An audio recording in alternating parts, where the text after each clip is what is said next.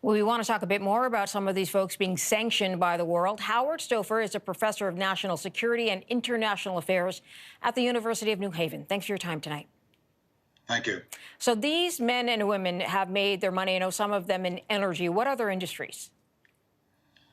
All the mineral industries, all of the technology industries. Many of them started out, well, few of them started out until after Gorbachev opened up with glasnost, some of the industries that people were in charge of. But only under Yeltsin did it really become sort of a cronyism system. They borrowed from Russian banks to buy Russian industries, and then these Russian industries made money and they increased in value, and then eventually they became billionaires. And they're really, oligarchs are billionaires. And then Putin comes in 1999, and then he makes a deal with them and basically says, you know, I will settle the disputes between you. And this deal finally took place in 2004. And I'll let you be rich, and I'll let you have all the money that you can make. And so now they've made almost 85% of all of the money that the Russian people own.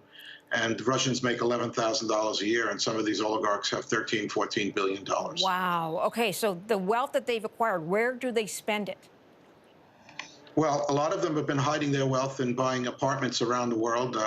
One of the ways that I know that the United States will be finding these apartments is if they're not used, the electrical energy is going to be pretty low in that apartment. So you'll know right away that that's sitting as sort of a safety deposit box for some of these oligarchs. And there are quite a few that live right around here in Manhattan, right around 59th Street, Central Park South on the east side. They're in all of the really expensive, tall, giant buildings. And there are other ways. They have the yachts, they have the planes, they've taken money, put them into secret accounts in the Caribbean, in African accounts. And a lot of that money is Putin's money. Putin has been hiding his money in the oligarchs' monies. And as a result, tracking down the oligarchs will be helping track down some of Putin's $200 billion. Interesting. Okay, tell me about a few of them. What is known about them? Alisher Usmanov is one. Right. He is probably one of the wealthiest of them all. He started out with Putin in the 1970s in the KGB, together with several others. They're all really old friends. They've all worked together for decades now. And, none of them want to do anything to harm Putin because they know harming Putin will be harming them. A few of them are getting pretty scared because, their assets are being uncovered. And, as a concerted effort is made by the U.S., Canada, the European Union, the Japanese, the Koreans, and other countries, they're going to find these assets. And the Swiss are actually involved in helping because they've broken their neutrality and are supporting the non-use of airspace over the European Union. So I think we're going to be able to start peeling away the layers and finding this money. Tell me about Igor Sechin. He's known, I believe, as Darth Vader in business circles. Yes, I mean, he's ruthless. He's obviously got the same skills that Putin has.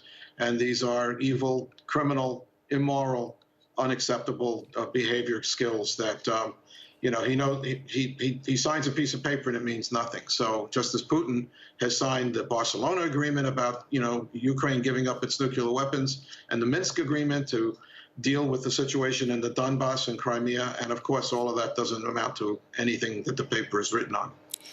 Is your impression now that, countries clearly knew who they were before, but now that they are made public, their assets are being frozen or seized, that this will continue on? They will no longer, for example, be welcome to spend their money in countries around the world?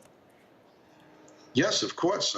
Look, I think this war is going to go on for quite a while.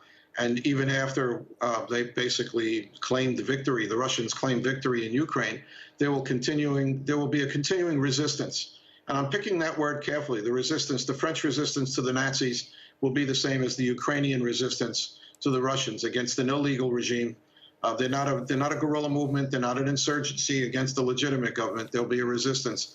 And while that resistance goes on, more and more countries will continue to find the assets that these people have and take them away. It's money they've stolen. It's not money they've earned. They've done nothing like some of the greats in the United States and Canada who established companies like Microsoft and Amazon and Google, which were from the ground up because of innovation. And unfortunately for the Russian people, these people have kept all this money all these years.